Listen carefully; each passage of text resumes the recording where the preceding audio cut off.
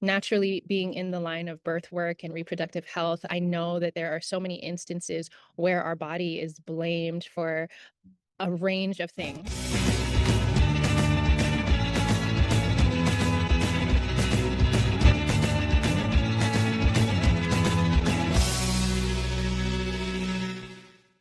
I'm very inspired by the fact that there are many people across the globe doing similar work, and that for generations there have been people who have valued the sanctity of childbirth and the autonomy and the respect and beauty of what childbirth can consist of.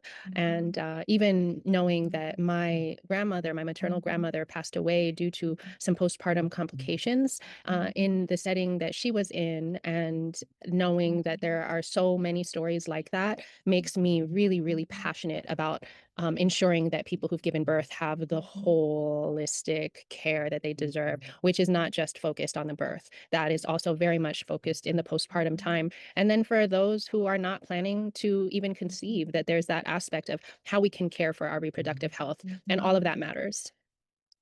Wow, there are so many times that there are struggles in life, and I could think of various ones. And from housing insecurity as a child to even being in school and college and trying to figure out how to navigate that as a first generation person who's navigating that without much experience in my family.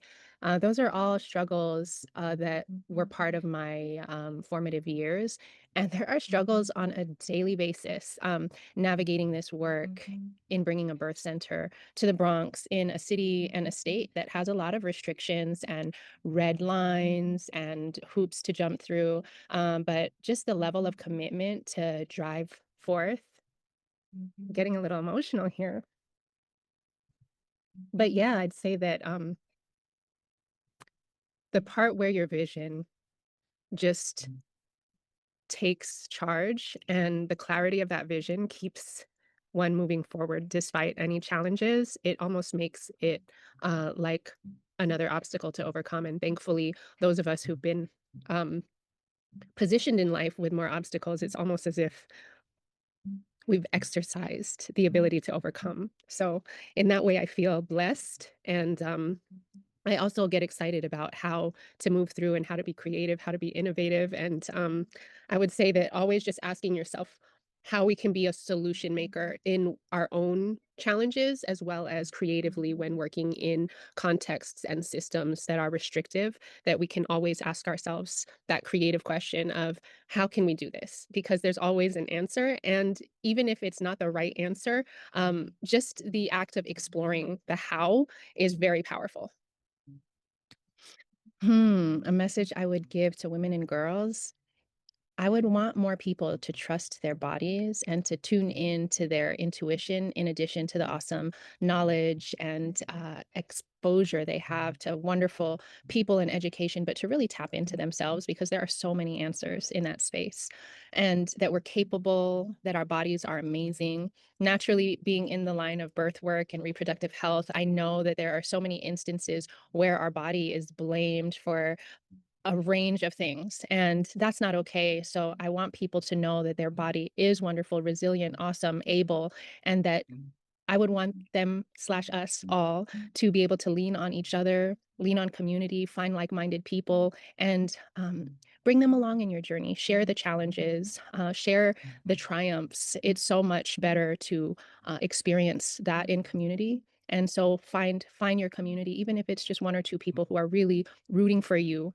Find those people and support each other because you have so much awesomeness to bring to the world.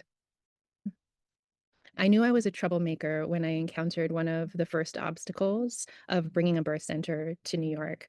I learned after supporting opening a birth center in Uganda and wanting to see one here in our city and state and noticing how restricted it was.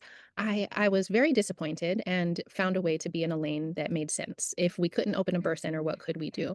And much of it was around doula access and figuring out ways we could extend this level of care to more community members. Because at that time, I was noticing that the clients who could afford me, and all due respect to the doulas who are in that lane of, sustainability and paying their bills, it really bothered me that I could not support a range of people who needed access to doulas and could not afford it. So that began a journey towards building strong community with birth workers of color and figuring out ways to create programs, create access, do legislative contributions and analysis of what needed to improve.